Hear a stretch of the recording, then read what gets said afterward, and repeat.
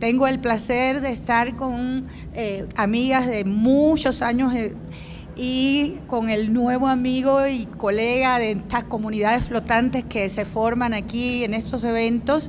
O sea, voy a estar acompañada de Rosina Casali. Rosina Casali es de Guatemala, ha tenido una labor curatorial, de escritura, de gestión importantísima, no solamente para Guatemala, sino para toda la región centroamericana, y yo diría que es una de las figuras referenciales también de América Latina. Tengo a Tayana Pimentel. Tayana Pimentel casi no necesita presentación. Ella es la directora de la Sala Siqueiros en México. Tayana es compatriota mía y además es mexicana, y Tayana también y está aquí para compartirnos su experiencia de La Tallera, esa escuela de escritura crítica que ha movilizado tanto potencial de ese elemento fundamental para el desarrollo de nuestras artes, que es la escritura, y que nos permite poner en valor, nos permite poner en contexto, nos permite hablar de nuestras prácticas artísticas y culturales de una manera propia, buscando nuestros propios parámetros, buscando nuestros propios sentidos. Lo primero que vamos a hacer a petición de Rosina, y creo que es algo que nos va a llenar de un espíritu especial en este momento, es un minuto de silencio. Vamos a invocar el silencio al principio de la palabra. Así que les ruego, vamos a hacer un minuto de silencio.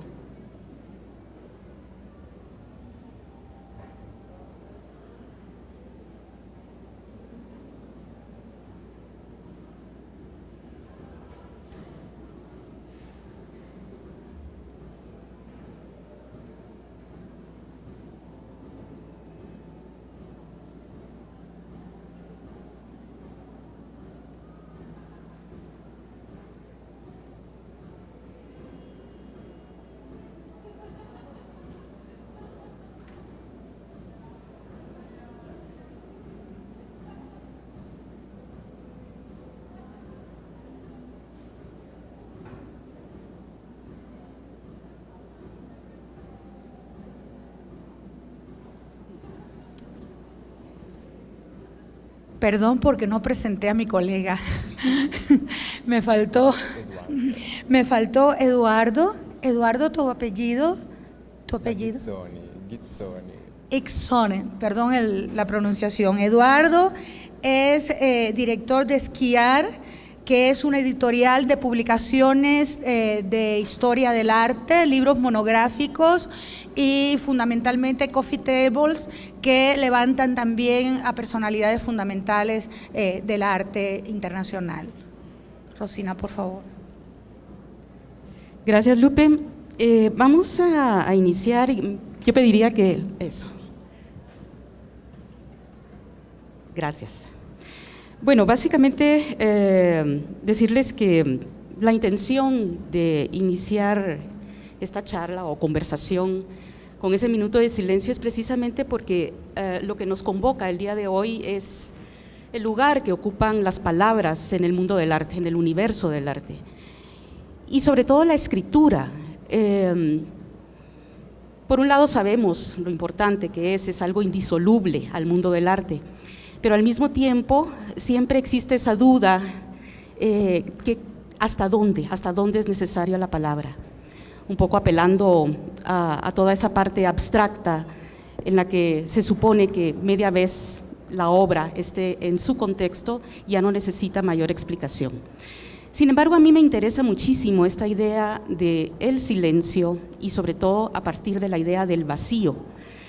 En las filosofías budistas y sobre todo desde las filosofías que se formaron desde la India, hay un término que a mí me parece excepcional, que ilustra esa imagen, que es la palabra shunyata. Y me interesa porque es precisamente ese vacío, cuando las personas se enfrentan al vacío, es que se convoca la creatividad y además las historias. Cuando tenemos esa posibilidad de tomar ciertas distancias y tener la capacidad de eliminar todo ese ruido, todas esas cosas que estorban del arte, que muchas veces nos enojan o muchas veces realmente nos ponen como en un estado de escepticismo ante la cantidad de cosas que se están diciendo del arte. Entonces ese lugar nos da la posibilidad de armar nuestras propias historias o articular de alguna manera las historias que esa obra de arte nos quiere transmitir. Y eso también lo digo porque yo vengo de un país donde ese silencio es permanente, ese silencio sobre la obra de arte es sí, realmente una amenaza. Yo tengo esta imagen, bueno, vamos a pasar un poco rápido. Esta imagen que, bueno, son dos imágenes prehispánicas que tienen esta especie de pequeña voluta que representa el lenguaje que tuvo que pasar siglos, años, para poder construirse y para poder de alguna manera llenarse con ideas, llenarse con sentido, significados. Esta pequeña voluta siempre está representada dentro de ese vacío, con la posibilidad de aplicarle mucha información, la información que nosotros querramos. Pero también es una imagen que nos recuerda que ese lenguaje ha tenido que transitar por procesos meramente lingüísticos, pero también culturales, para que nosotros en algún momento podamos hacer esas conexiones que están vinculadas al arte, a la obra de arte, a las personas, a las audiencias y a los diferentes procesos de conocimiento que están atados también al proceso de escritura. Sara convocó esta conversación alrededor de una especie de metáfora a la que ella le llamó polinización. Esa polinización para Sara tiene que ver, bueno, esta es otra imagen absolutamente hermosa que también está convocando a ese vacío y que de alguna manera nos enfrenta en esos dilemas lingüísticos de los que estamos hablando. Pero volviendo a lo que nos convoca este día, tiene que ver con esta idea de polinización y cómo se transfieren las ideas desde la escritura. Pero cuando Sara nos mandó o nos envió esta imagen metafórica, a mí no se me podía pasar por alto como esa idea antagónica que se enfrenta a la idea de polinización y que es para mí la fumigación. De alguna manera lo veo como en esa posibilidad de transmitir también siempre va a existir una amenaza de que de eso que queremos transmitir no va a llegar inmediatamente a las personas. Pero en el caso que a mí me interesa, quiero señalar que tiene que ver con una amenaza constante de cómo se realiza la escritura del arte en un país como Guatemala.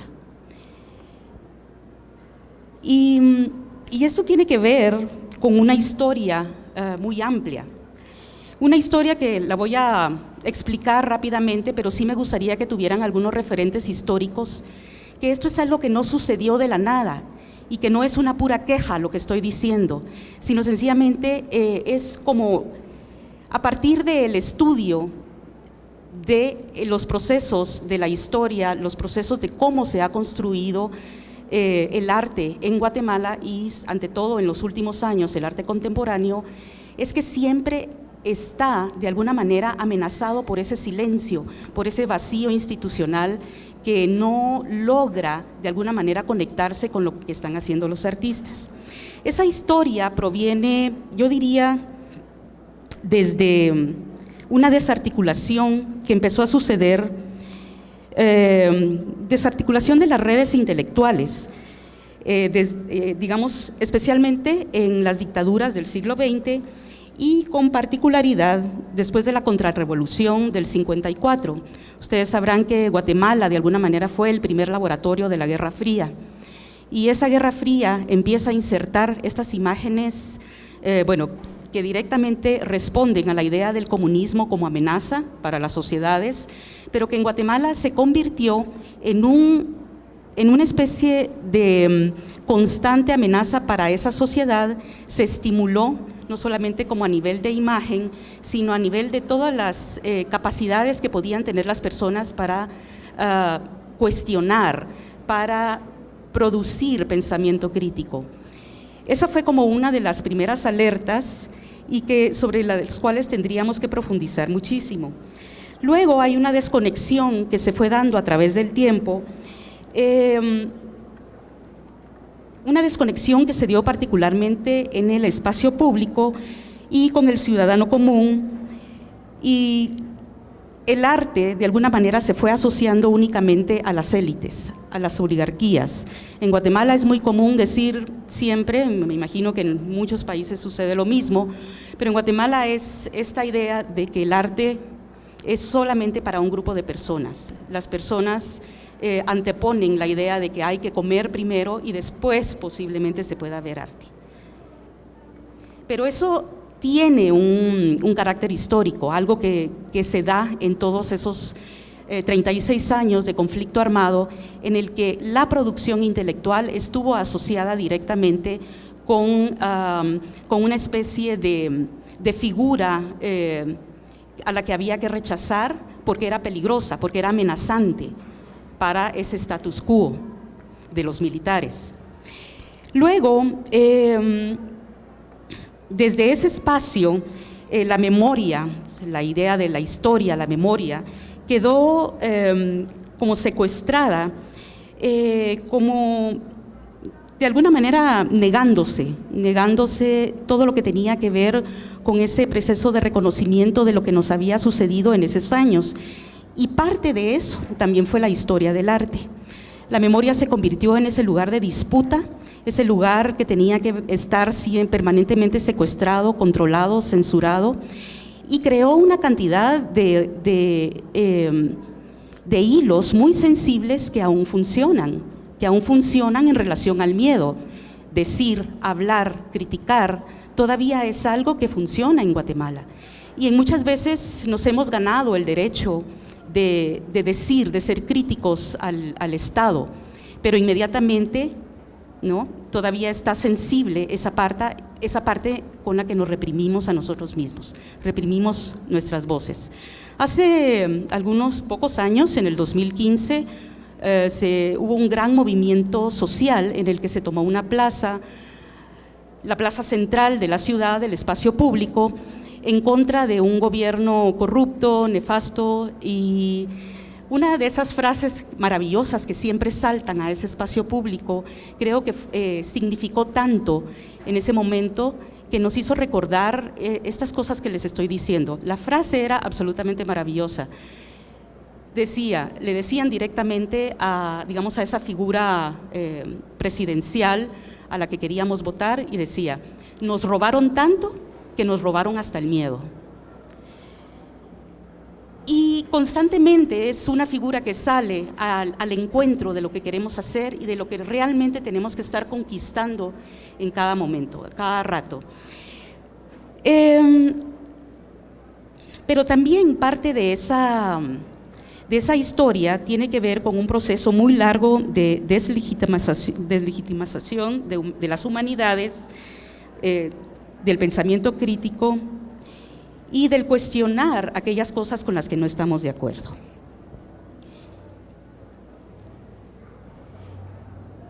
Luego hay amenazas específicas que de alguna manera compartimos todas las personas que estamos escribiendo, las personas que nos hemos dedicado a la práctica de la crítica de arte. Esas amenazas tienen que ver con esa especie de discurso funerario del cual me parece que se ha abusado muchísimo contra la escritura de la historia y especialmente la práctica de la crítica de arte. Esa especie de discurso funerario en el que se le mata, que se dice que ya no es importante, que en los blogs hay muchas más figuras importantes o interesantes, que a las personas les interesa más leer un blog con opiniones rápidas que el trabajo de un especialista, lo cual es tremendo. Pero también está como amenaza constante ese distanciamiento de la propia academia. Y en el caso de Guatemala, yo lo veo de manera muy particular con lo que tiene que ver con la documentación de los archivos que se están produciendo a partir de experiencias recientes, o ese no querer tomar riesgos de la interpretación de eventos, obras contemporáneas. Lo que está sucediendo actualmente parece que a la academia no le interesa. La concepción o el paradigma que existe de historia del arte en la academia en Guatemala tiene que ver con la idea de el arte es arte prehispánico, arte colonial y sin mucho arte de la época independiente, hasta ahí. Lo que es arte moderno, arte contemporáneo apenas se ha tocado y es muy difícil que la misma academia produzca información, conocimiento, análisis sobre ese tipo de temáticas. Luego hay otra amenaza que creo que todos estamos compartiendo actualmente, que tiene que ver con cómo están predominando estas miradas conservadoras y moralistas que actúan en contra de la libertad de expresión y de conciencia. Y lo terrible de esto es que es un proceso tan constante que también está invadiendo la parte legal.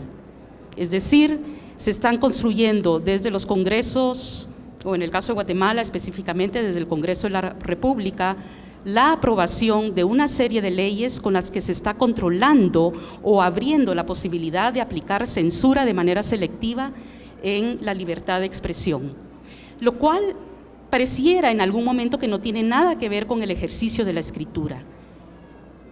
Pero si dejamos abrir esa puerta, vamos a volver no solamente a esa especie de autorrepresión que sigue vivo, sino que de alguna manera la producción misma de conocimiento, de ideas, y en relación a ese arte contemporáneo que es de rompe y rasga, yo creo que también podría entrar en un estado de indefensión, de vulnerabilidad. Luego, hay otro aspecto que a mí también me parece que es una constante, que tiene que ver con la velocidad que la tecnología está diseminando la información. Por un lado, nos parece absolutamente maravilloso. La tecnología es como esa especie de pantalla a donde todos queremos ir y que nos atrae y que nos seduce inmediatamente. Pero creo que también tenemos que irnos con cuidado, porque así como la velocidad que se está produciendo y reproduciendo la información, también tendríamos que preguntarnos si tenemos la misma capacidad para entender lo que ahí se está informando. ¿Qué tan especialistas nos está haciendo esa velocidad con la que se está produciendo la información? Recapitulando un poco, para mí esa es mi pregunta o mi idea central de esta charla. ¿Cómo esa diseminación de las preguntas, o más bien de la información, del conocimiento en torno al arte, está constantemente amenazado, y sobre todo en un país como el mío, donde digamos el panorama de las instituciones, el panorama que está vinculado al Estado, es realmente vulnerable y no aporta mucho porque sencillamente no le interesa o porque el mismo Estado ve el conocimiento como una amenaza. Y sin embargo, yo creo que siempre ante esos estados de crisis, ante esos estados de cuestionamiento, siempre van a haber respuestas. Y para mí, una de las respuestas tiene que ver con este proyecto que estoy trabajando junto con mi colega Anabela Acevedo. Ambas somos curadoras de arte, investigadoras independientes basadas en Guatemala. Empezamos este proyecto hace 1 año y medio aproximadamente, en el que nos hemos propuesto a crear una pequeña plataforma que tiene que ver primero con la investigación y probablemente no sabemos más adelante que esas pequeñas investigaciones se puedan documentar y reproducir a través de pequeños libros. Nada tan sofisticado como los table books, ni nada por el estilo, pero sí con la intención de que lleguen a diferentes personas, que pueda de alguna manera ayudarnos a entender lo que nos pasó, lo que nos está pasando, y recuperar no solo esos marcos, tan necesarios marcos de interpretación del arte contemporáneo, sino recordarnos que es el arte el que nos dice cuál es el sentido de estar aquí y ahora, y probablemente en el futuro. Laika es un desafío, por supuesto, no siempre tenemos la plata, pero seguimos trabajando. Sin embargo, tenemos 2 proyectos en marcha. Uno está por concluir, que es una investigación sobre la génesis de la performance en Guatemala. En Guatemala, desde los años 90 y en toda la década del 2000, la producción de performance fue no solo singular, sino se ha convertido en un referente muy importante en todo el continente.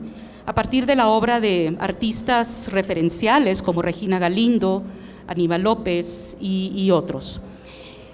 Pero lo más importante del proyecto en sí mismo ha sido la posibilidad de entender no solamente esa génesis de lo que fue la performance en esos años, sino también lo importante que es el espacio público en función de estas formas de expresión corporal, como expresiones micropolíticas, cómo ese espacio público fue tomado y construido, y cómo de ese mismo espacio converge, ¿no?, y sucede algo tan potente como la performance.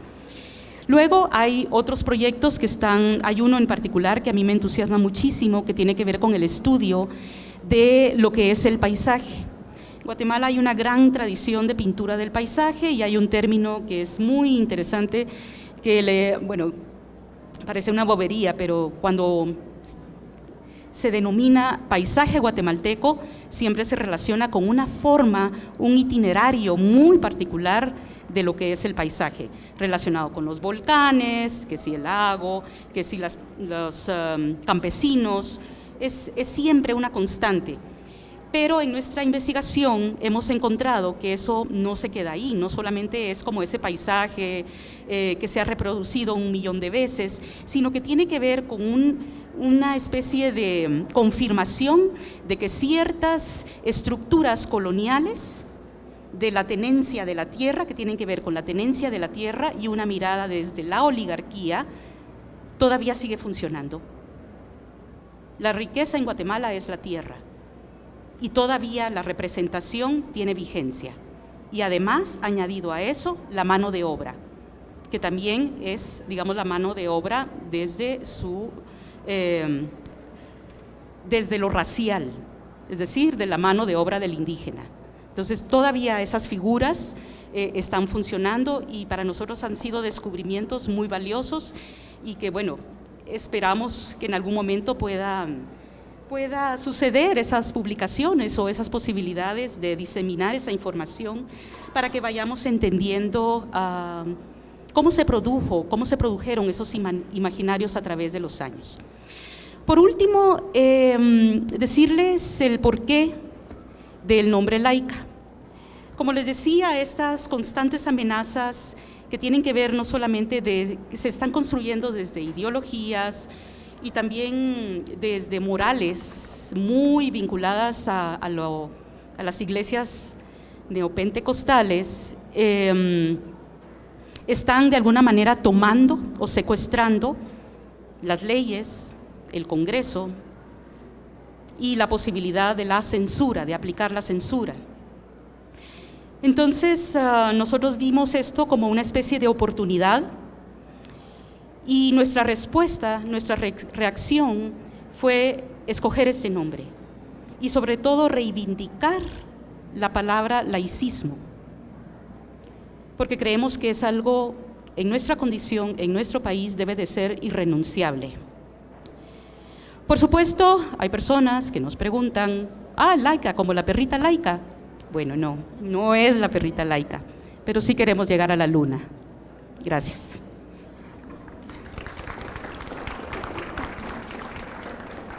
Creo que antes de hacer preguntas a cada cual, creo que lo mejor es que respondan los tres y luego seguramente va a haber preguntas comunes. Luego vamos a hacer preguntas. Entonces, le vamos a dar la palabra al amigo Eduardo para que nos exponga su proyecto y bueno, y luego a Tayana. Yes, hello. I'm going to be speaking in English because I don't speak Spanish. So I hope you can follow.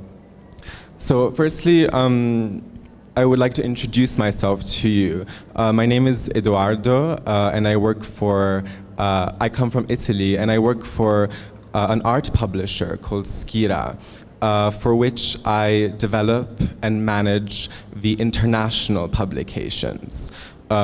So working all over the world with artists and museums and foundations and galleries to make their art books. Firstly, before I start, just a quick note. As you know, Sarah, the moderator, could not participate, so I had structured myself around a Q&A. So now I'm going to speak freely to you. So please forgive me if I stumble or have to take a moment to regain clarity of my thoughts, but I had not prepared a speech. What I'm going to do is explain to you what the art book is, and I'm going to prove to you that the art book is the most valid and long-standing method to amplify, bolster, and consolidate the message of an artist. And I'm going to structure this idea, this argument, around 4 key concepts, which are going to form the basis of my presentation to you. So here you have Skira's catalog, the last catalog, with a series of titles that Juliana went through. So the first point which I would like to tackle is the art book in relation to critical dialogue and how the art book starts critical dialogue. Is the art book a starting point for critical dialogue? And the answer to this is yes. If you stop here, Juliana, thank you. Here you have some examples of last publications we did on René Magritte, on Kerouac. These are examples of books which focus on artists who are very well known to us all over the world, and which advance knowledge of them, introducing new perspectives, new ways of thinking about them, by involving institutions like museums or galleries, and thinkers who are specialized in the subject matter.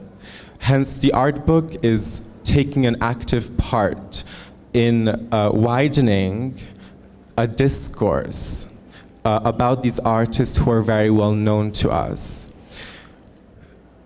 The concept of the art book as an initiator of critical dialogue is all the more true in relation to younger or lesser known or more regional artists.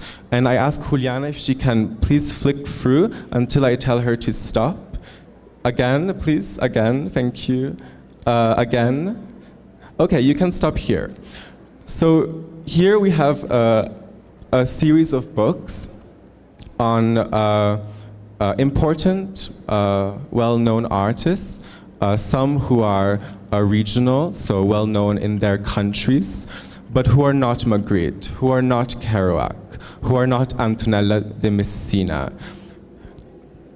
And for these artists, the art book is actually the most valid visiting card for the presentation of their messages. In many cases, here the art book is actually setting the basis and the groundwork for new critical dialogue to begin about them. It is the entry point of substantial discourse, and this in turn generates exhibition opportunities, new research, and therefore an amplification and a widening of discourse. We have here artists from Germany. We have an overview of South African art, focusing on younger artists. We have a prominent Scottish artist, Carol Rhodes, a Norwegian artist, a Californian artist, Nancy Jen. So a variety. Now, as I was saying to you, the art book is, in my opinion, the most valid initiator of critical dialogue, but this is only true if the art book is presented well. You cannot just have research. You have to have sophistication in presentation.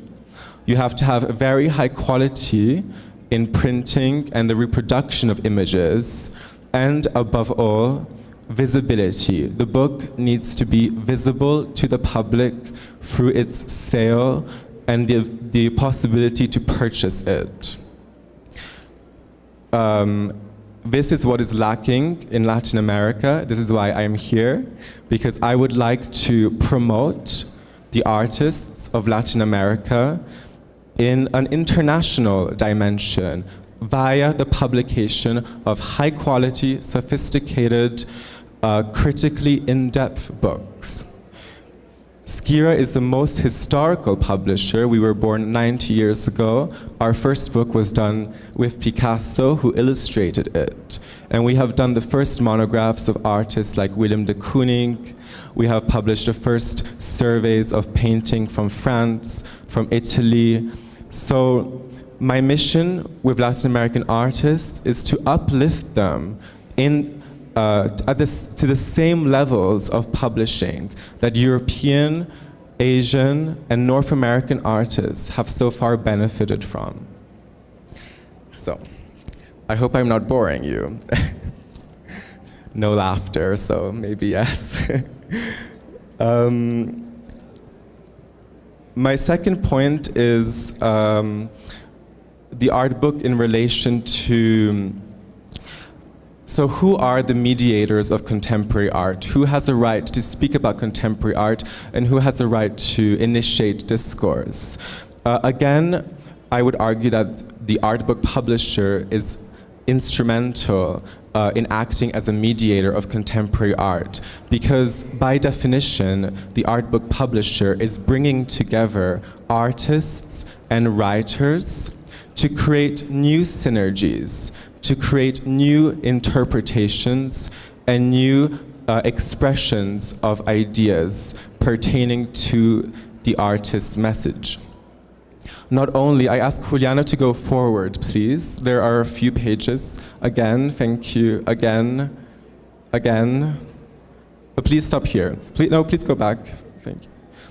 So, not only is the art book publisher a meeting point or a mediator between the artist and the writer, but also between those who are working to present the artist's voice in book format. So in this case, the designer. Here we have an example of a Daido Moriyama limited edition, a special edition for collectors. I am showing you this because I want to put across that the art book is not just about critical dialogue. It is not just about ideas. It's also about form. It's also about presentation. And in my opinion, it is instrumental that an artist have a serious, sophisticated book made for him or her, because that is their visiting card to the world. The art book does not expire, it lasts over time. It is not ephemeral like the internet. It is something that lasts. In 10 years, in 20 years, the art book will be a reference tool for the artists. So sophistication in presentation is key to present this identity to the world. Yes. My third point is it links very closely to the topic of this panel, which is the idea of fertilization or cross-pollination between contents. And I thought this was interesting because content transfers do exist in the art book publishing industry. And I think it is important for you to know that each of these books you have seen here are done in close collaboration with the artists, or where the artist is not alive, with the foundations or the galleries or the families working on behalf of those protagonists. So the let's say the cross-pollination here exists most simply in the fact that the artist's works, so physical objects, are being presented in print, in paper. And this raises all kinds of questions which would be too broad to tackle here, pertaining to how do you present those works on paper? What is the right treatment for those works? And who can write about those works?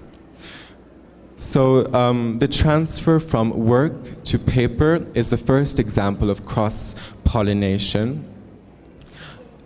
But most especially, well, rather not most importantly, but also, and this goes back to what I was saying before, and what I'm trying to highlight to you about the importance of the art book.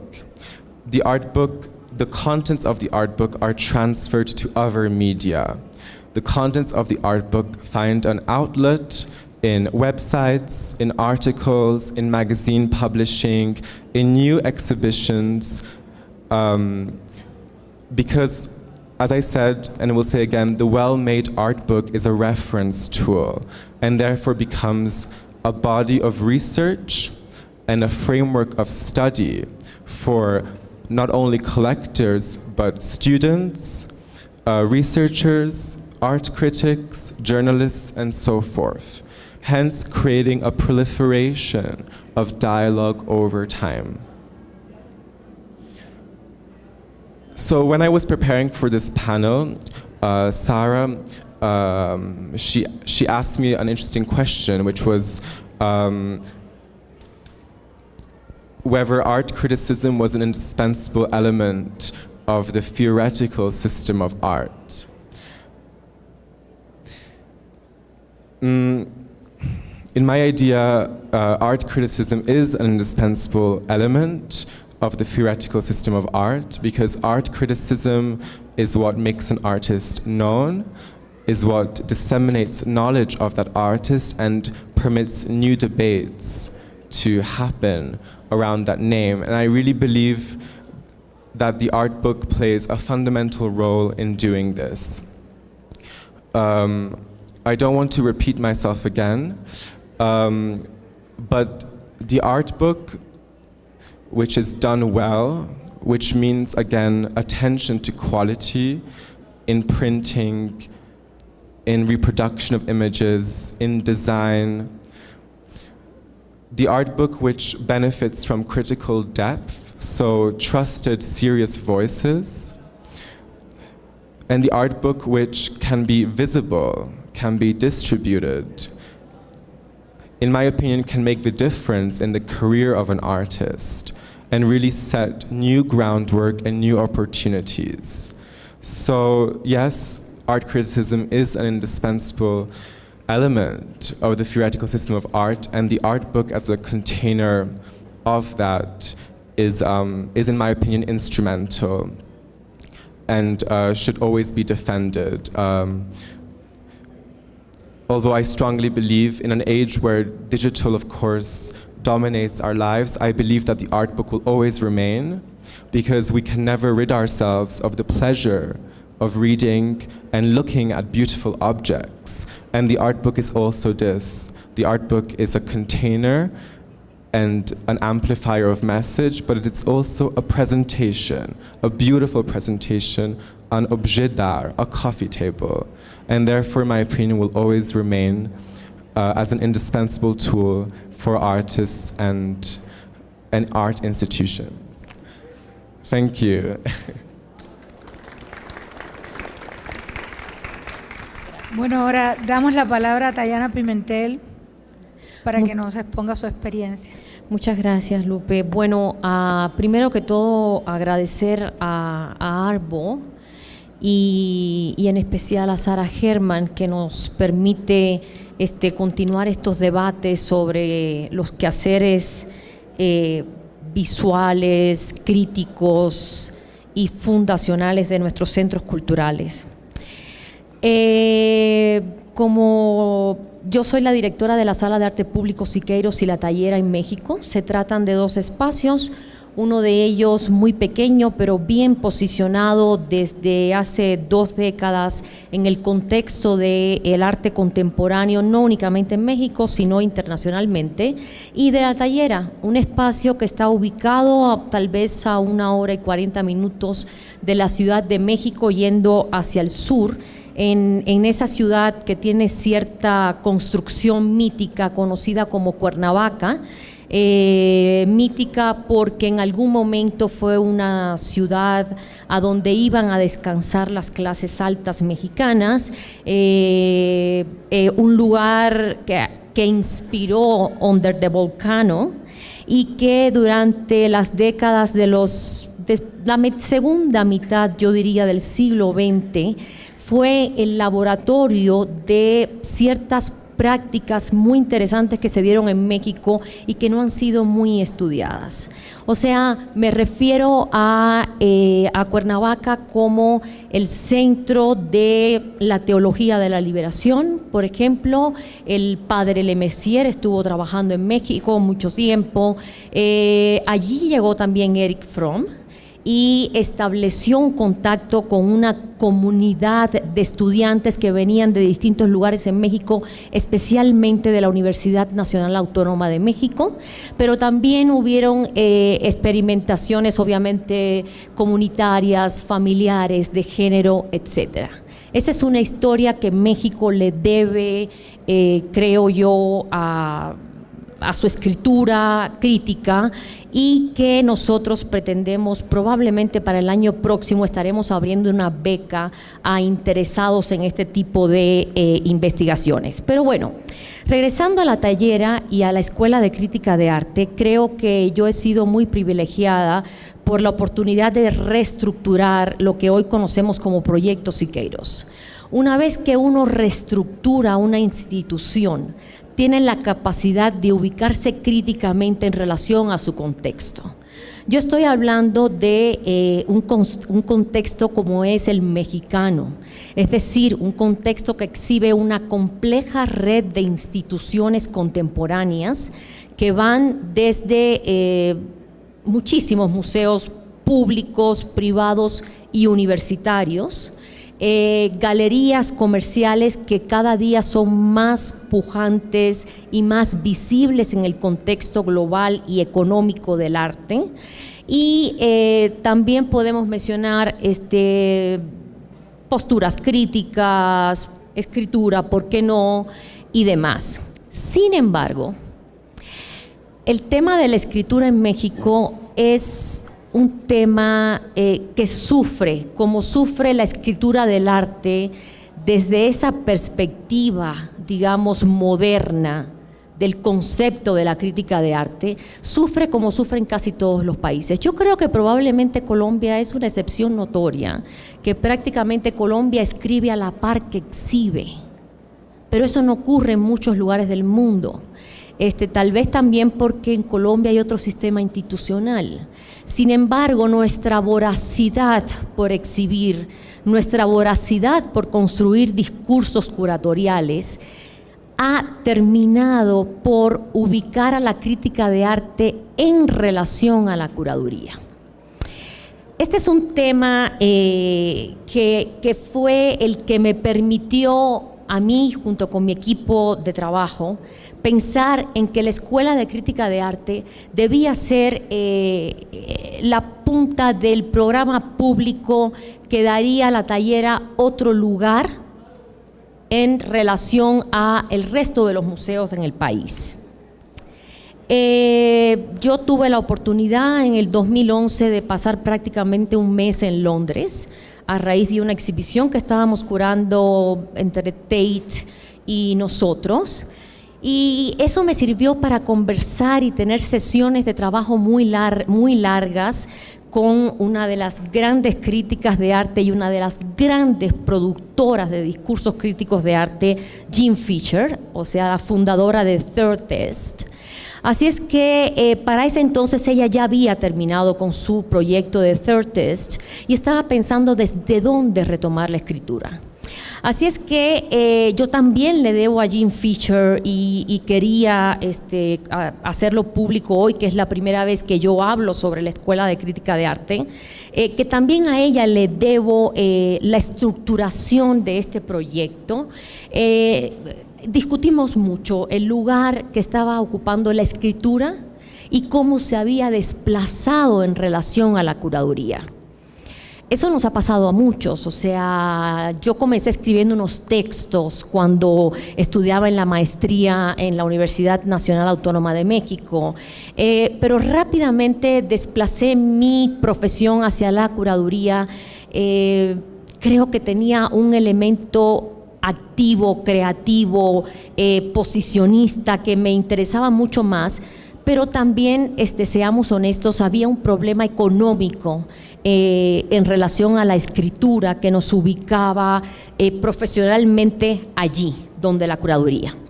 Así es que nosotros tomamos el inicio del siglo XXI como un eje paradigmático en relación a la crítica y nos ubicamos en relación a las 5 exposiciones que hizo el Museo Reina Sofía en el año 2000.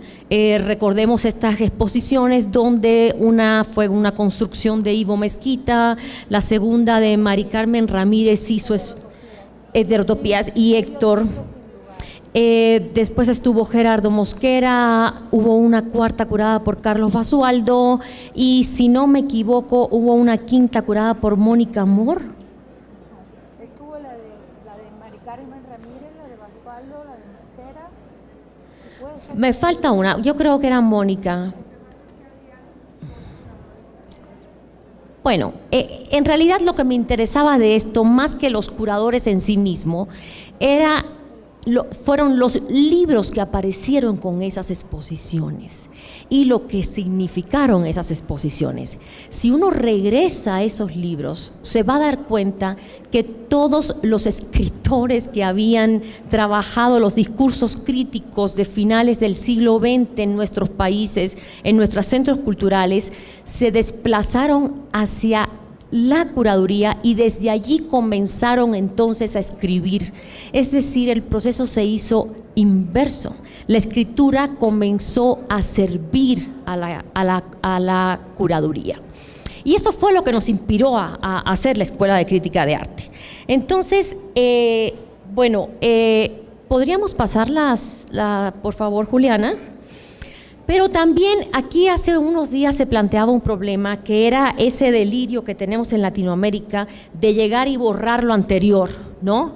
Y les voy a decir que otro pie a tierra de este proyecto fue, desde luego, David Alfaro Siqueiros.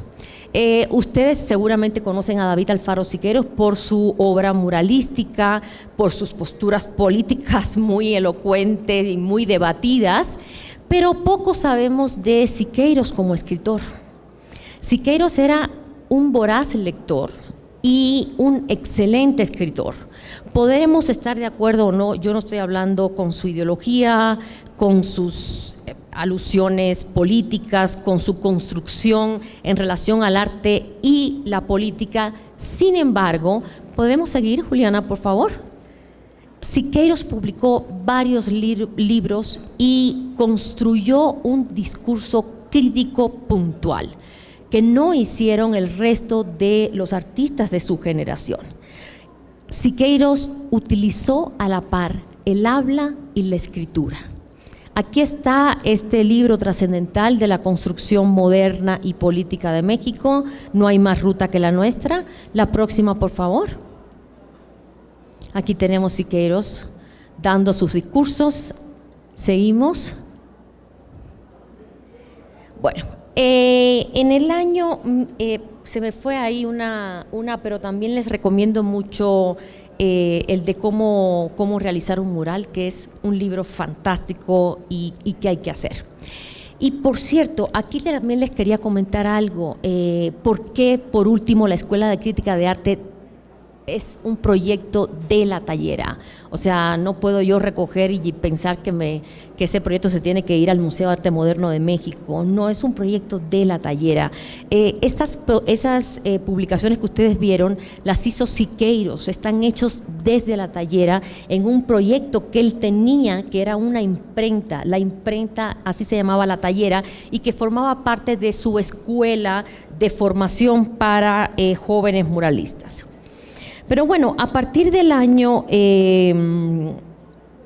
2014 arrancamos el programa de la Escuela de Crítica de Arte. Yo comencé trabajando este proyecto ya aterrizado a un problema a resolver con Miguel López, ese crítico y curador de arte a quien todos queremos, de una juventud voraz, que a sus 30 años ya ha recorrido un camino y medio, pero bueno, junto con Miguel comenzamos a armar ya la escuela y planteamos el primer tema a tratar. El primer tema es el que ya he expuesto, es esta seducción que tuvo la curaduría hacia la escritura y cómo la absorbió rápidamente. Yo creo que efectivamente hoy en día estamos teniendo un regreso hacia la escritura, hacia el habla, hacia el debate, que es muy sano. Sin embargo, nos gustó posicionarnos justo allí en ese momento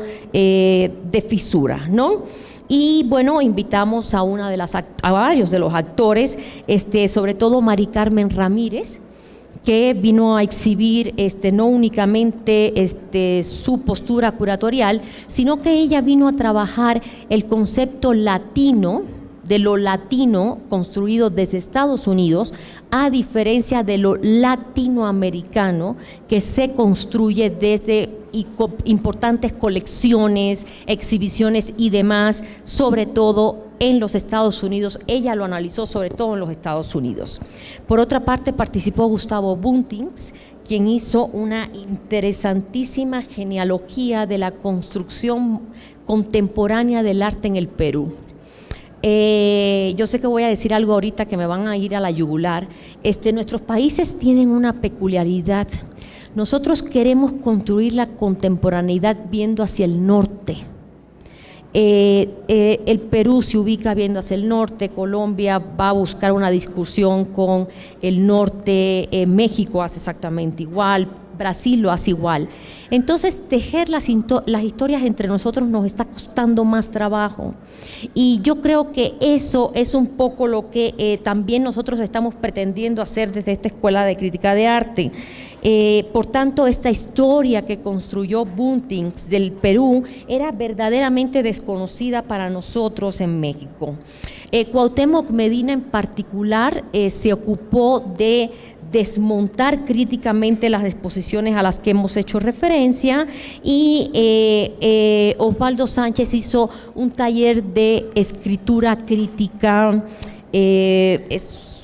basado un poco en la presentación de los modelos de escritura. O sea, Osvaldo Sánchez es un muy conocido director de museos, un curador, escritor, que antes de dedicarse a la curaduría y a la crítica de arte fue un poeta.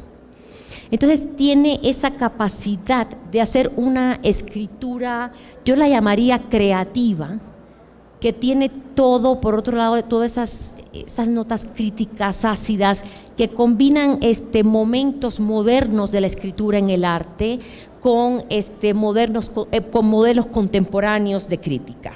Entonces él ha estado colaborando con nosotros en un par de escuelas de crítica de arte en ese sentido. En el año 2016 hicimos algo. México y su imperio cultural, ¿no? Todo este desarrollo institucional tiene momentos de crisis en México, donde de un día a otro suele ocurrir que los presupuestos desaparecen y con ellos nuestros proyectos sufren. Entonces, van a ver que voy a hacer un brinco en el año 2015, donde no pudimos tener Escuela de Crítica de Arte por uno de esos recortes presupuestales, sin embargo aprendimos la lección. Y lo que sí hicimos es darle un pie al programa público en otro lugar. Y aquí quiero introducir otra idea. Y la otra idea es que la Escuela de Crítica de Arte para nosotros no se soporta por sí misma. El problema desde la institución es generar distintos niveles críticos. Por tanto, nosotros tenemos esta Escuela de Crítica de Arte, pero tenemos otros niveles de posicionamientos públicos y pedagógicos que establecen otros niveles de ataque hacia la posible escritura.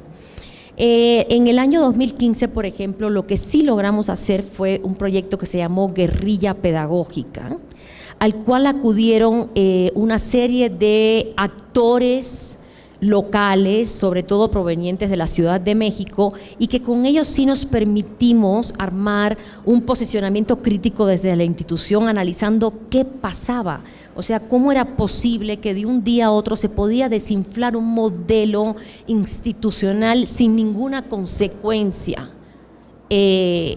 política. Entonces, desde ese espacio operamos un nivel crítico muy distinto, pero que se incorporaba a esa construcción institucional.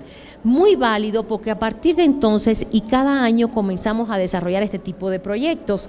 Ese año fue la Guerrilla Pedagógica. Sin embargo, después tuvimos un proyecto muy, muy bueno que se llamó Materias Optativas, y estas materias optativas se basó en invitar a varios artistas. Por ejemplo, Abraham Cruz Villega enseñó la materia cívica, ¿no?, que se estudia en la escuela. O sea, cada materia venía del programa regular de la Secretaría de Educación Pública y era enseñado por un artista.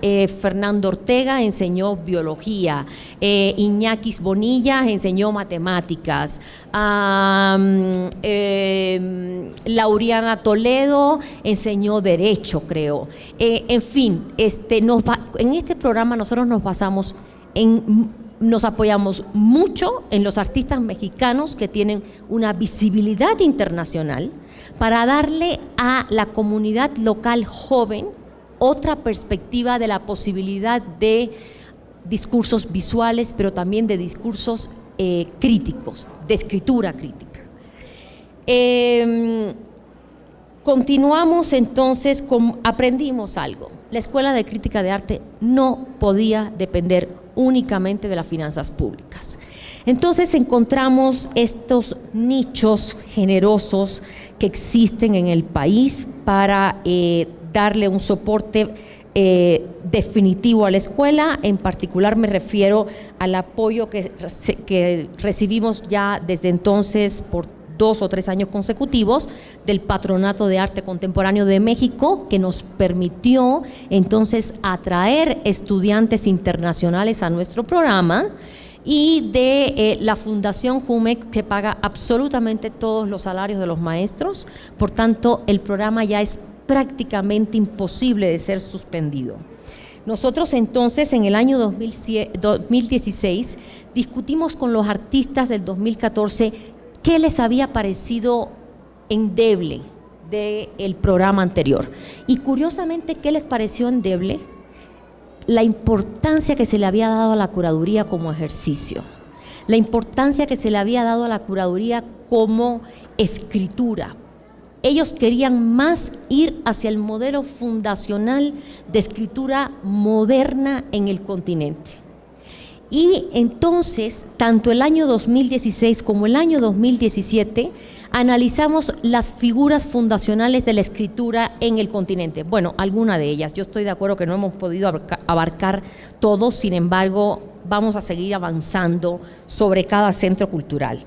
Gustavo Buntix entonces analizó la figura de Juan Hacha en el Perú. Andrea Giunta analizó la figura de Romero Brest. a través de una brillante deconstrucción de su archivo histórico. Arací Amaral analizó la figura de Mario Pedrosa y trajo uno de los momentos más elocuentes que ha tenido la Escuela de Crítica de Arte, cuando introdujo aquellas sesiones de debates que se realizaron en los años 50 a través de la OEA y de la que participaban todas las figuras prominentes del continente en aquel momento. Un lugar de crítica y de escritura que también ha estado recientemente recuperándose, pero que sin embargo, como paneles de debates y demás, habría que republicar todo eso, ¿no? Este fue un momento brillante, creo que nos hizo, primero nos dio el conocimiento de lo que había ocurrido en ese entonces, e hizo también repensar qué situaciones temporales también nos podrían llevar a plantear escuelas de crítica de arte futuras.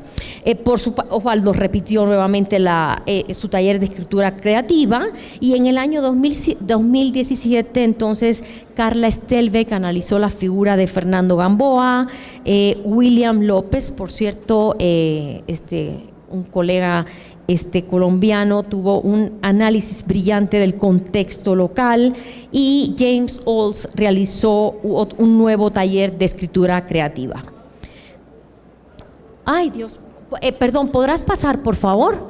Aquí está, no, ahí estamos.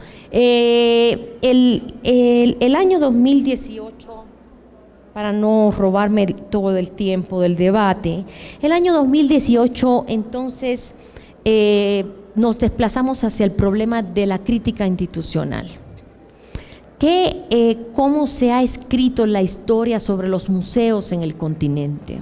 ¿Cómo se ha escrito la historia sobre las bienales en el continente?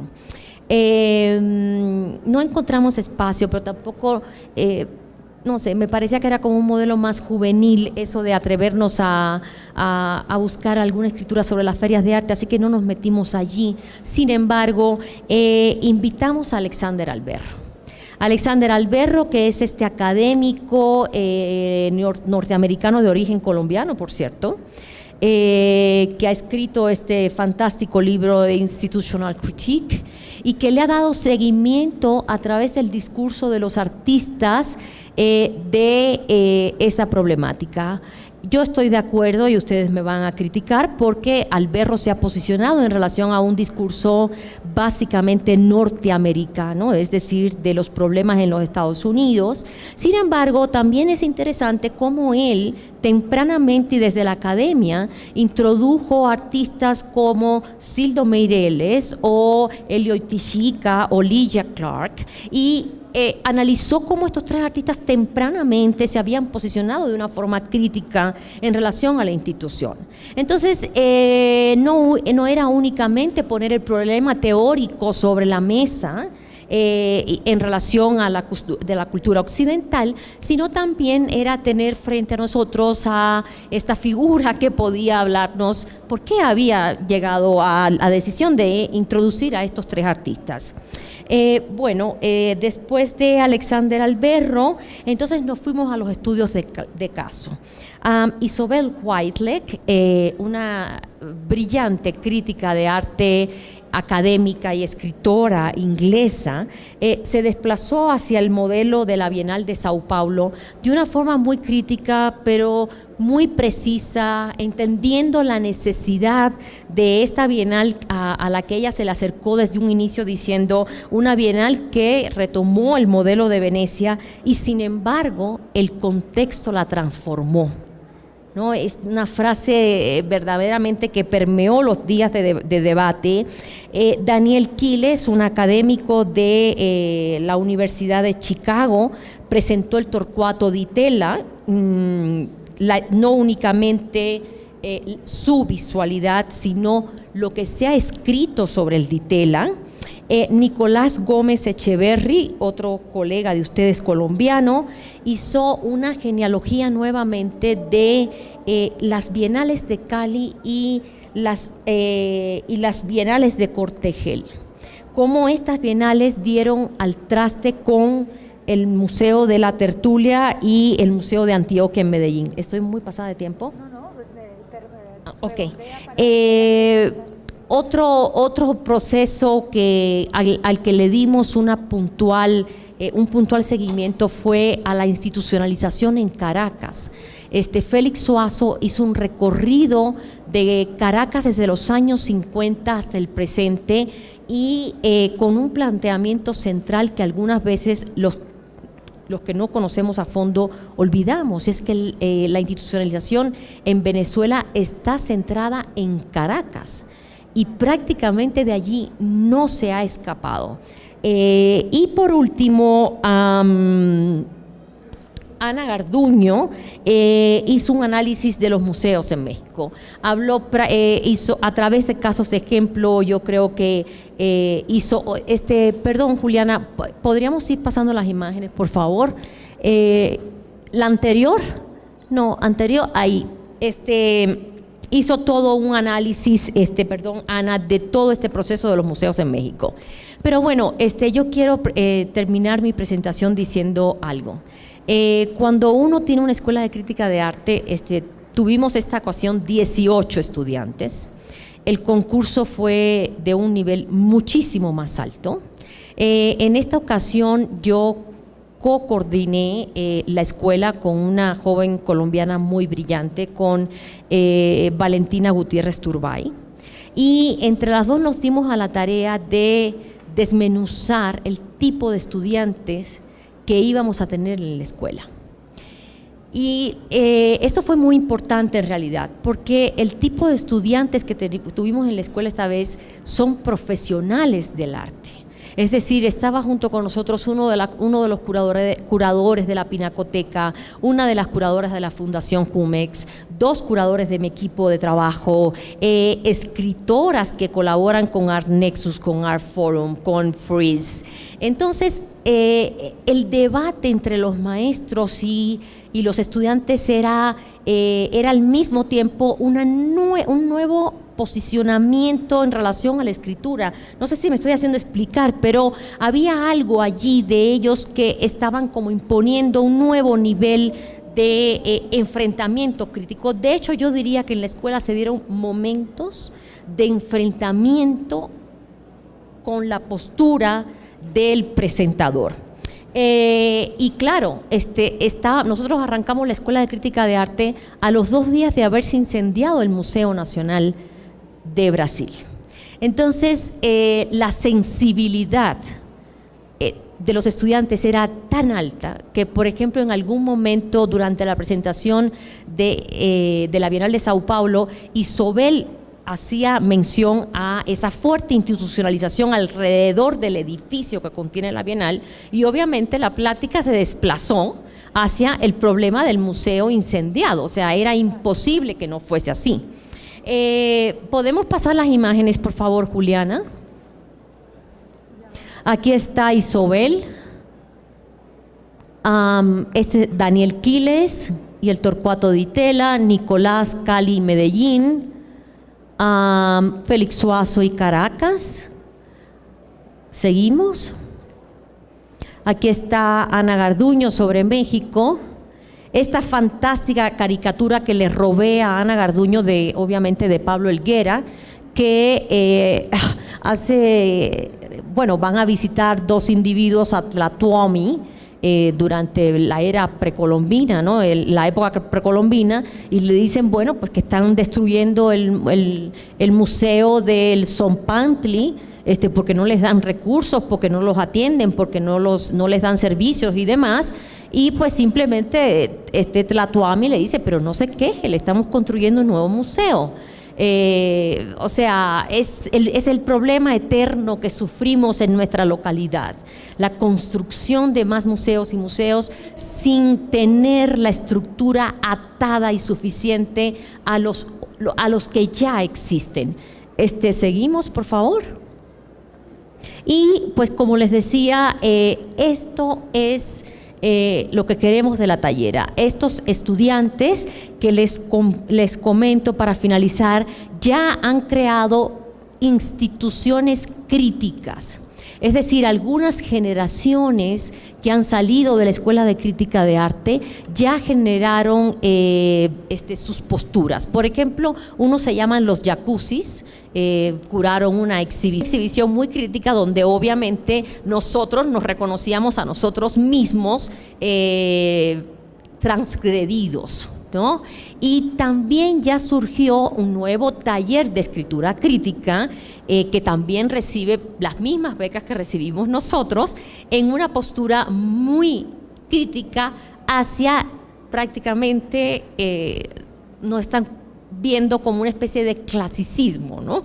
Entonces, esta rapidez con la que circula el mundo contemporáneo y la búsqueda de una posición dentro de la institución es algo que la Escuela de Crítica de Arte tendrá que mantener a futuro con cualquiera que esté allí. Muchas gracias.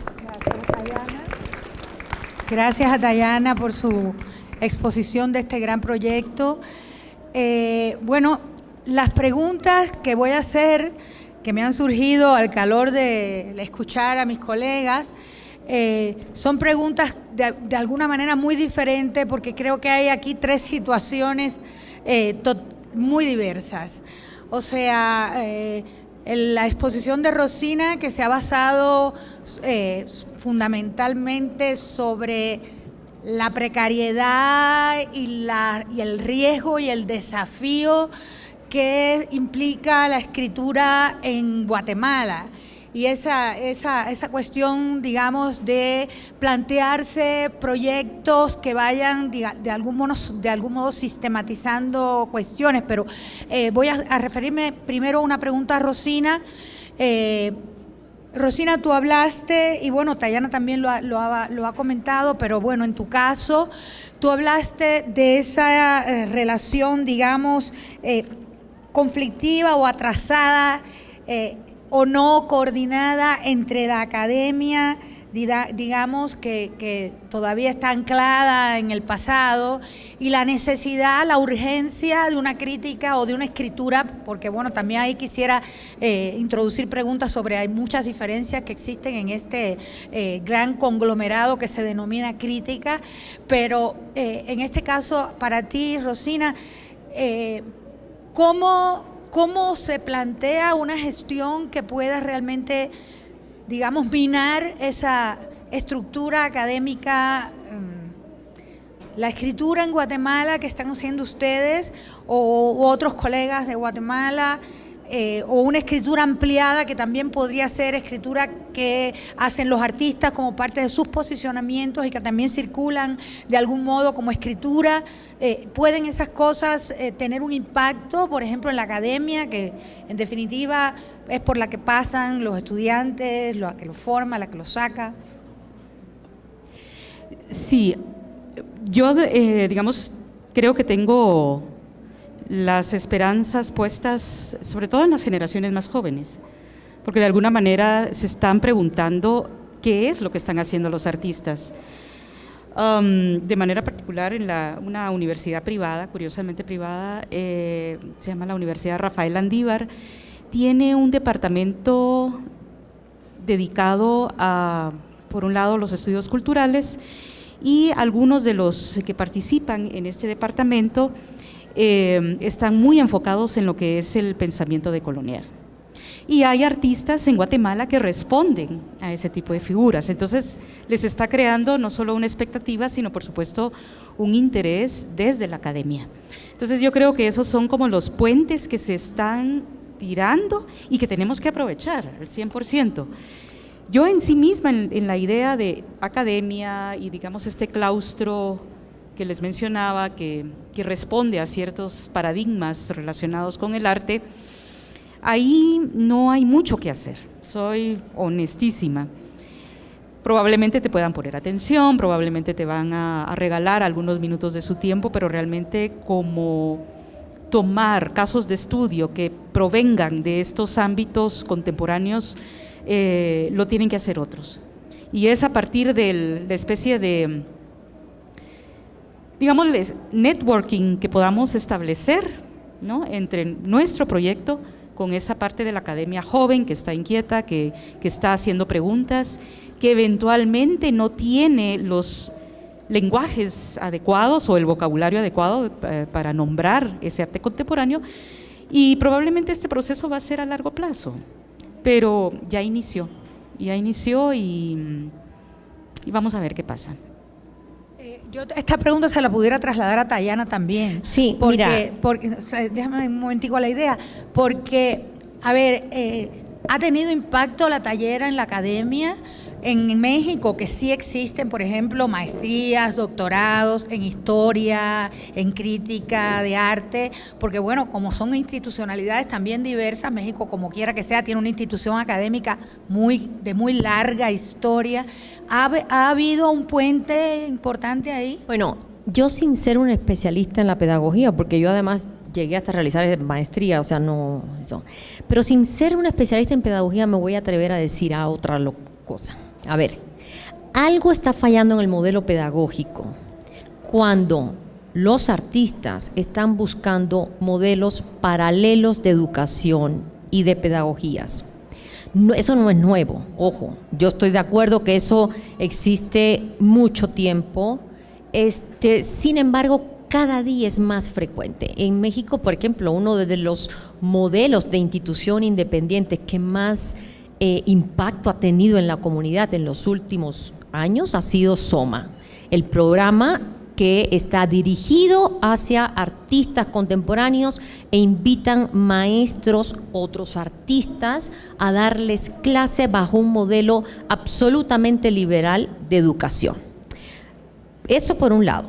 Me voy a referir ahora al mundo hispanoparlante. Hay muchísimos modelos anglosajones, pero por otro lado, los museos, no solo la tallera, los museos, el Museo Reina Sofía, el Museo de Arte Contemporáneo de Barcelona, el Museo de Arte Contemporáneo Universitario de México, tienen programas de curadurías. No estoy tan segura si el de Barcelona lo mantiene como una maestría, lo hizo un diplomado. Es una maestría, sí. Ok. Entonces está la maestría de Aunque el PEI se suspendió, El PEI, el programa de estudios independientes que tenía carácter de maestría, se suspendió. Está Barcelona, el Reina Sofía tiene otra, el MOAC tiene otra, y nosotros tenemos este programa. ¿Cómo nos están viendo a nosotros? ¿Y cuál es la relación? O sea, yo he tenido una fortuna. A ver, la primera fortuna es que quien coordina la academia principal del arte en México a través de la UNAM es Renato González Mello, ese gran crítico de la modernidad e investigador y un escritor fantástico, y que tiene un pensamiento absolutamente liberal y que prefiere aunar esfuerzos que no enfrentarte. Por tanto, un día con mucha simpatía me dijo: no sé qué pasa en el mes de septiembre, que mis estudiantes de posgrado se van de la escuela y todos se van a la tallera, ¿no? Yo creo que nos estamos colocando en un lugar de una pequeña especialización. O sea, lo que nosotros ofrecemos es un lugar de debate intensivo por 15 días y extremadamente especializado. A mí me queda claro que yo no tengo la capacidad de asumir un programa de posgrado, y por tanto el nuestro sería eso que se llaman como una estancia postdoctoral. Estudios independientes, son es. Estudios independientes. Eso es lo que nosotros hacemos. Sin embargo, debo decirte que esa falta en la escritura, esa necesidad de retomar la escritura, de buscarle un nuevo lugar, porque no hay que regresar atrás, hay que ver hacia el futuro, o sea, cómo la vamos a reposicionar, está muy bien vista en México. Ahora, yendo a la instancia libro y escritura, por ejemplo, hoy en día el libro también ha asumido el papel de mediador de un diálogo profuso de una cantidad de voces. Por lo tanto, por ejemplo, la tallera, que como dice Tayana, tiene esta intensidad de un debate durante 15 días.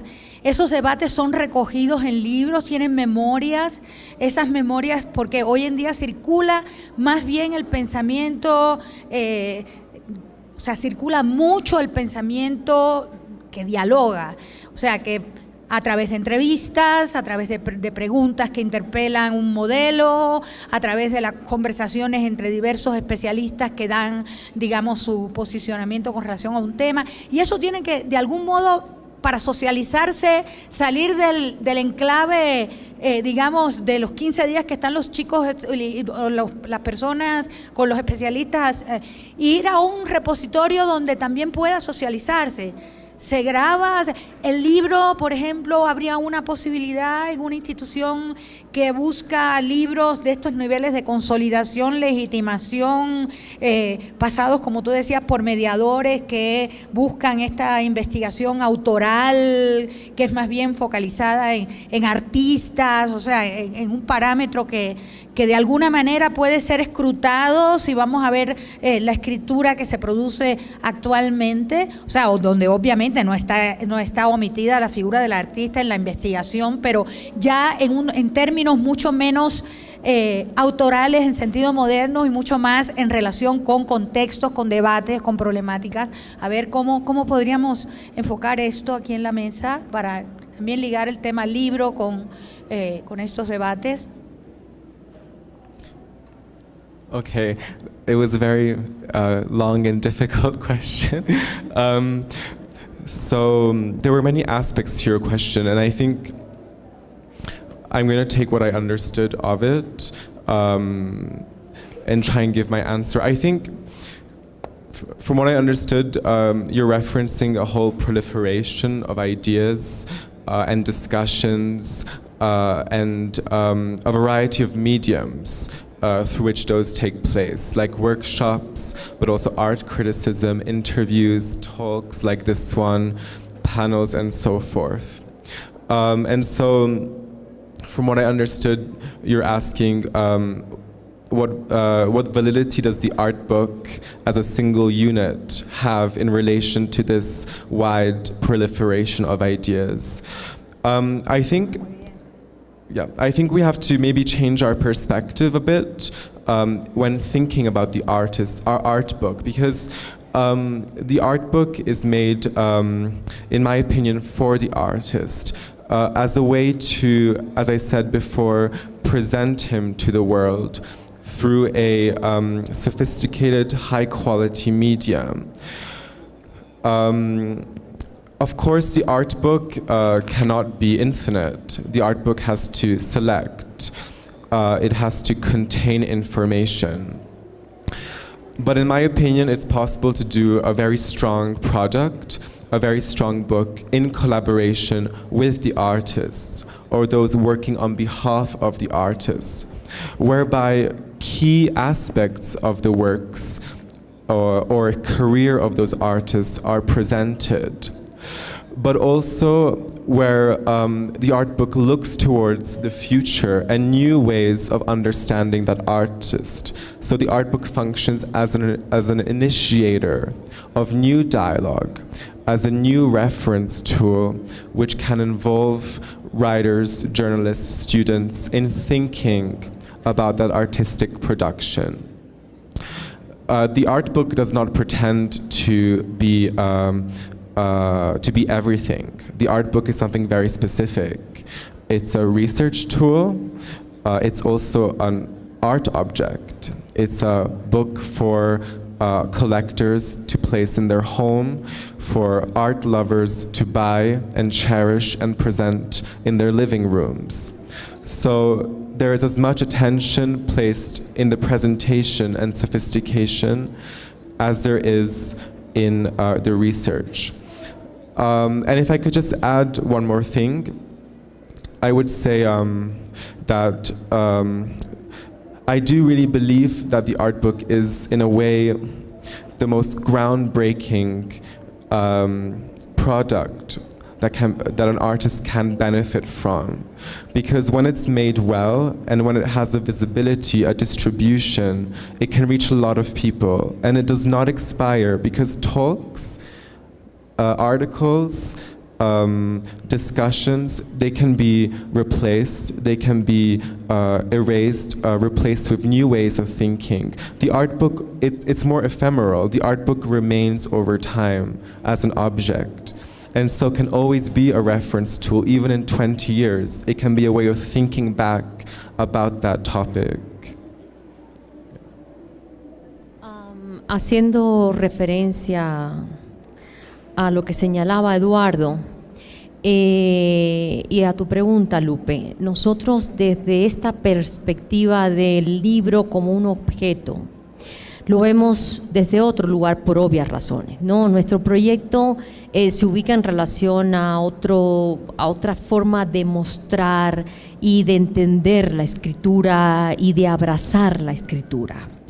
Entonces, lo que estamos planteando es, me imagino que ubican visualmente este modelo de libro que inició, si mal no me equivoco, el Dia Center en los años 80 o 90, unos pequeños libritos que recogían todos aquellos debates que ellos tenían con Dan Graham. ¿Recuerdan esos libritos? Son muy chicos, pero están llenos de ideas, de debates y demás. Entonces, por el tipo de programas que nosotros hacemos, ese tipo de objeto es el que nos resulta un contenedor no únicamente de las ideas, de la escritura y del debate, sino también del mood, o sea, como el camp de nuestro proyecto, ¿no? Por un lado, a ver, porque luego se me olvida todo. Por un lado, ese es el modelo de libro al que aspiramos, pero también porque tenemos el antecedente, como yo les decía, de los pequeños libros de Siqueiros. Nos interesa mucho y de hecho nuestro logo se basa en la estructura de color de las impresiones originales de los libros de Siqueiros, que son blanco, rojo y negro. Pero bueno, hemos logrado buscar una postura crítica en relación a eso, igual que lo es nuestro programa de exhibiciones, y llegar a un logo, a un diseño muy interesante.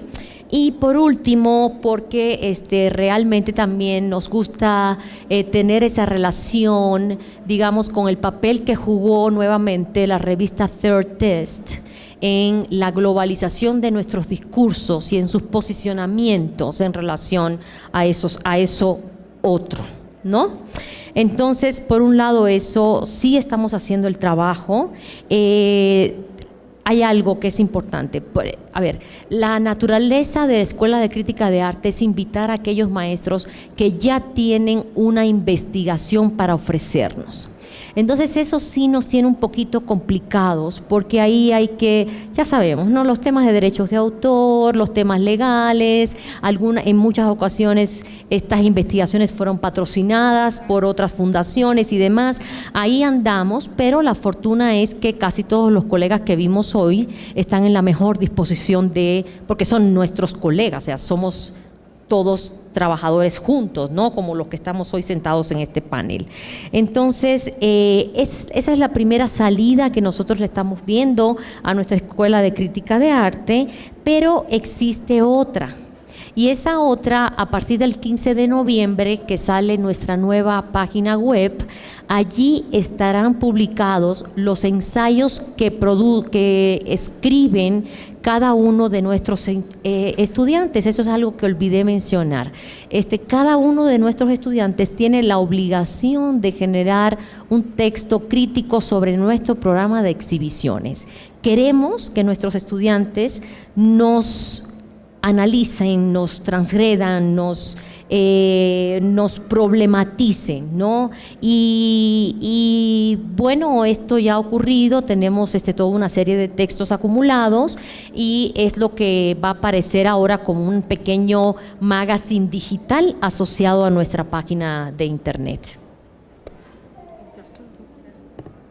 Rápidamente, como nosotros estamos como en esa especie de intermedio, ¿no? Siempre nos preguntan que si estas investigaciones que hemos iniciado en algún momento se van a a publicar, si van a tener formato de libros, si solo van a estar dentro de Internet. Nosotros realmente, por un lado, estamos muy entusiasmadas con todo este abanico de posibilidades que da la tecnología, pero sí pensamos que esas investigaciones tienen que estar en un libro, porque por un lado, el libro en Guatemala es un objeto, sigue siendo un objeto extraño. O sea, la producción de bibliografía sobre el arte es nula. O sea, los libros que se han producido en los últimos 10 años, contados con una mano, los dedos de una mano. Entonces sí creemos como en aprovechar esa especie de extrañeza, ¿no?, sobre que pueda sorprender al público. Y también otra de las preguntas recurrentes es que, digamos, ¿cuál va a ser la calidad a qué aspiramos? ¿Cuál es la calidad del libro que aspiramos? De alguna manera es una pregunta capciosa, porque como estamos haciendo esta especie de apostolado, ¿no?, en la investigación, se supone que lo que nos corresponde es el libro sencillo, el libro barato, como esta cosa así un poco trashy, pero realmente sí pensamos en que por lo menos una buena presentación, un buen diseño que atraiga, porque estamos jugando con la carta de la autogestión, tenemos que vender. No estamos hablando de libros costosos, imposibles, como los que hacen en Italia, sino realmente libros que de alguna manera correspondan con ese contenido, pero sobre todo con el entusiasmo que le estamos poniendo a las investigaciones. Y en ese sentido también confirmo lo que estoy diciendo, porque cuando Tayana mencionaba de que muchas de las escenas artísticas se construyen viendo hacia el norte, en Guatemala para nosotros nos construimos viendo al norte, sí, pero a México. Para nosotros fueron 2 publicaciones o 2 editoriales fundamentales para entender que las cosas estaban cambiando en finales de los 80, principios de los 90. Y eso fueron publicaciones seminales para nosotros, eran las publicaciones, sobre todo las de fotografía, que empezó a producir el Fondo de Cultura Económica, que llegaron a Guatemala a través de una librería, la dueña viajaba constantemente a México y traía esos libros, y a partir de esos libros sucedieron fenómenos como la obra de Luis González Palma, o luego el conocimiento de esa nueva escena que se estaba produciendo, o lo revolucionario que fue conocer para nosotros el panorama que estaba sucediendo en Cuba a través de una publicación como fue la revista Poliéster. Entonces sí creo en la movilidad, en el destino de los libros, que es un pilar. Como les digo, no descartamos la tecnología, sí creemos también en que en la medida que podamos producir recursos a partir de la venta, también creemos en la posibilidad de las descargas gratuitas como complemento y a futuro. Bueno, me avisan que tenemos 5 minutos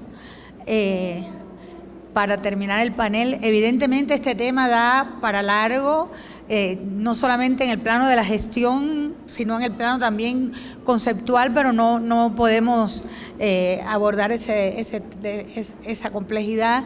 Si alguien del público desea hacer una pregunta, un comentario, preguntar cómo pueden aplicar a la tallera, por ejemplo, cosa que es importante, porque es una experiencia verdaderamente valiosa. Entonces, si alguien del público desea preguntar, por favor, tienen la palabra. Bueno, yo, aunque no pregunten, han quedado aquí algunos colegas y es bien importante que nos ayuden a circular esta información.